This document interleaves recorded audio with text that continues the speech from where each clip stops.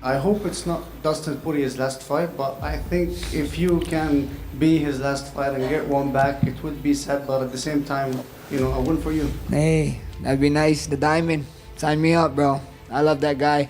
I got nothing but respect for the guy, but he is up 2-0 against my ass, and I don't have the best luck against people who's 2-0 against me, so I guess I gotta try it again. Max is a legend. I got so much respect for the guy. He's done it all right.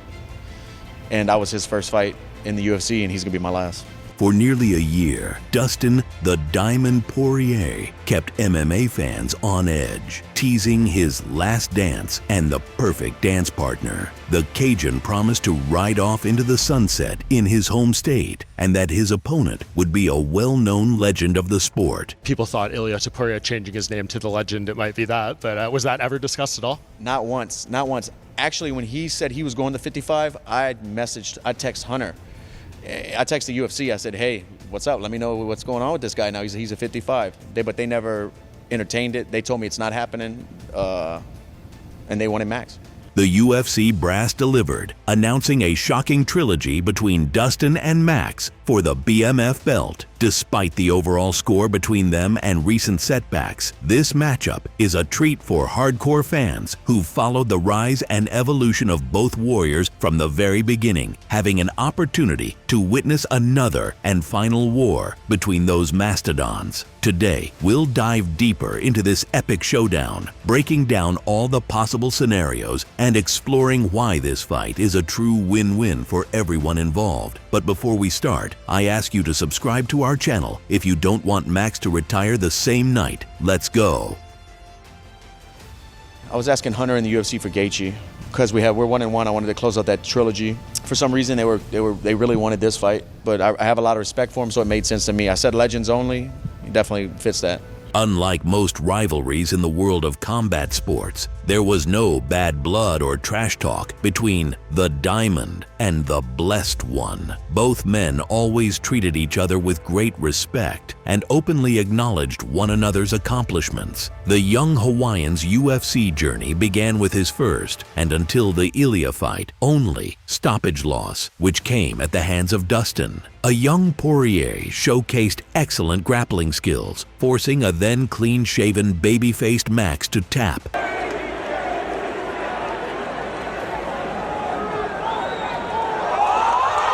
The fighters' paths diverged, and their next meeting didn't happen until way back in 2019, when both were at their primes. This time, they clashed for the UFC interim lightweight title. We'll come back to that fight a bit later, but for now, there's an interesting pattern to note. Unlike most trilogies that play out over short spans, like Stipe versus DC, Conor versus Dustin, or Moreno versus Figueiredo, the Max versus Dustin rivalry features gaps of 7 and 6 years between fights. That kind of timeline gives us a chance to witness the evolution of both fighters. In their first meeting, Dustin steamrolled Max. The rematch was much closer, with weight and power playing key roles. Now the question is, what happens this time when Max took his time preparing his body for 155 division? We'll find out. Time will tell. After the tough loss to Islam, Dustin found himself in a state of limbo. On one hand, he had just gone toe-to-toe with the best fighter in the world. John Jones is the pound-for-pound best fighter in the world and the greatest fighter fucking ever. Period. End of story. Okay. On the other hand, he had once again failed to become an undisputed champion. The Diamond admitted that nothing in the sport really interested him anymore. I was fighting to be the world champion. Like, what else am I fighting for? Just to fight for the thrill, because I am addicted to it, no doubt, but like, we'll see. I don't know. But this could be my last fight. To the applause of tens of thousands of fans, DP was ready to ride off into the sunset at his peak, but he chose not to make a decision in the heat of the moment, leaving the door open for a return. One last dance, uno mas. Poirier took his time choosing his next opponent. He wanted to settle the score with Justin, or welcome Ilia to 155 with his diamond fists. But the UFC brass had a better idea. Was it always your expectation with this matchup the BMF title would be on the line? No, this was, like I said, this was blindside. I thought Max was like the last person I thought they were going to try to match me up with.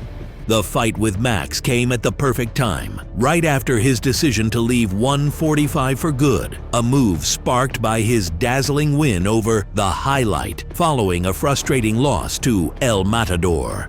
Max, you mentioned 55 looking good. Do you feel like that would be a permanent move for the rest of your career? I think 55 looks more fun as fighting. Just more the caliber and everyone there and the names there is look really exciting to put my name in the mix. After getting dominated by Folk back in 2022, many had written Max off, but over the past couple of years, the Hawaiian's career found a second wind, just like his chin, which has been through more wars than most soldiers. Is he fucking awesome? In April 2024, Max made a jaw-dropping return to 155, putting Justin to sleep in brutal fashion. That was the first time we saw Topuria genuinely shaken so much so that many believed Ilya actually got scared. At the post-fight conference, when asked about his next move, Max made it clear he plans to return to his weight class. He's got unfinished business there. Your neck looks bigger, your lats look bigger, your biceps look bigger. Dude, we just saw the results. Why go back to 45? Because I got unfinished business, brother. As soon as the fight's been announced, Ilya started another trash talk campaign against one of the most loved guys in the whole sport. Been very clear since day one that you feel you're going to be the first to knock him out in this fight in MMA. No doubt about that. What makes me feel very excited about that fight is that no one could knock him out, and I'm like, there is no way I'm not gonna knock him out. I will be the first one to knock him out, because every time I watch him fight, I'm like, I'm way better than him. If you put me only with him in kickboxing or in boxing, even in a chess match, I beat him. Like, well, whatever you wanna do, boy, I can beat you. Max wasn't too involved in those arguments, being focused on their fight. And to be honest, I believed in the Hawaiian's success, mostly because of his chin, which had taken punches from the hardest hitters across 2 weight classes. But what a shock it was when Ilya landed his bomb in the 3rd round.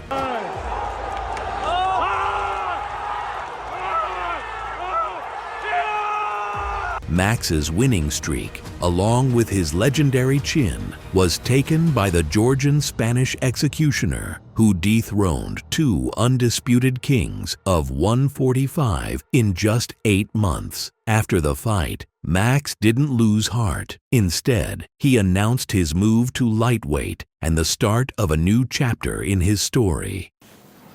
Hey, thank you guys. You guys gonna see me back? It's not a funeral, guys, I promise.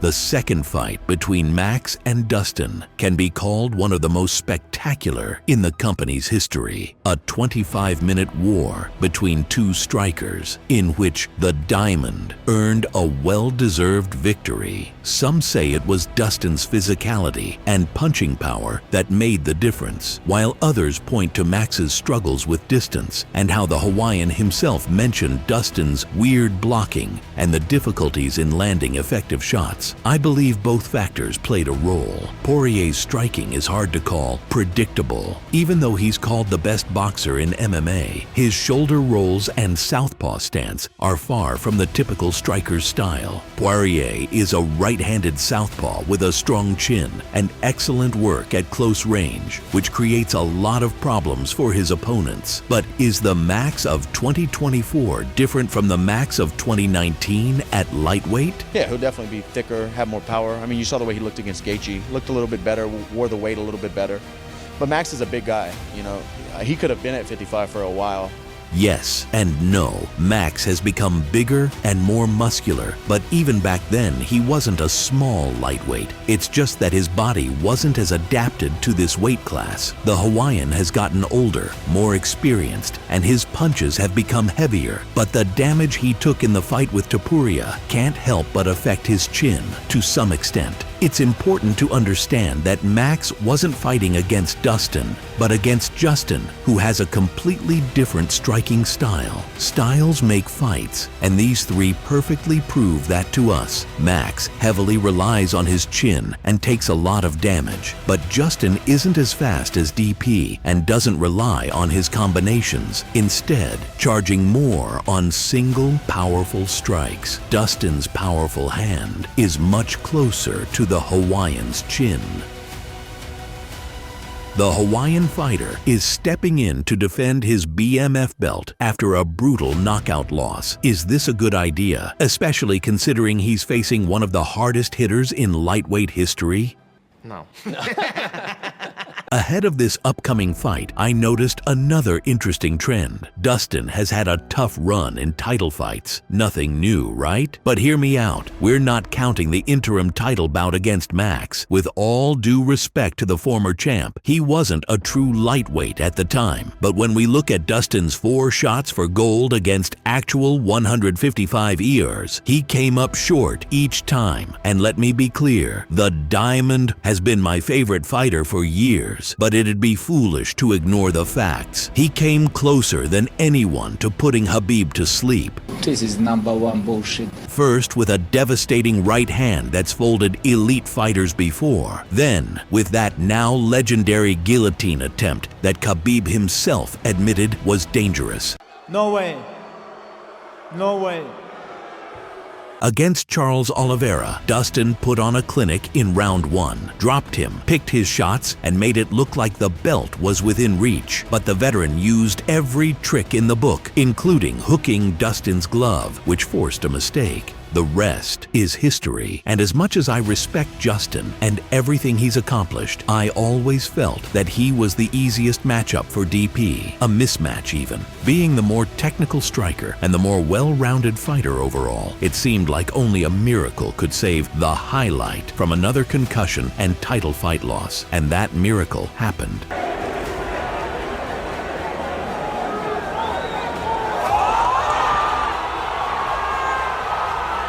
No doubt, Justin's camp did an incredible job, and Justin himself cooked, but it doesn't change the fact that Poirier didn't become the BMF champ, a title that perfectly embodies his fighting style, relentless chaos, where the diamond shines brightest, just like that belt. To be fair, DP was never truly close to finishing Islam. Yes, he opened a nasty cut, and if that had happened in the first round, maybe the ref steps in, but history doesn't deal in what-ifs, and once again, Poirier came up short. Still, he gave Islam the toughest fight of his career, something the champ himself later admitted.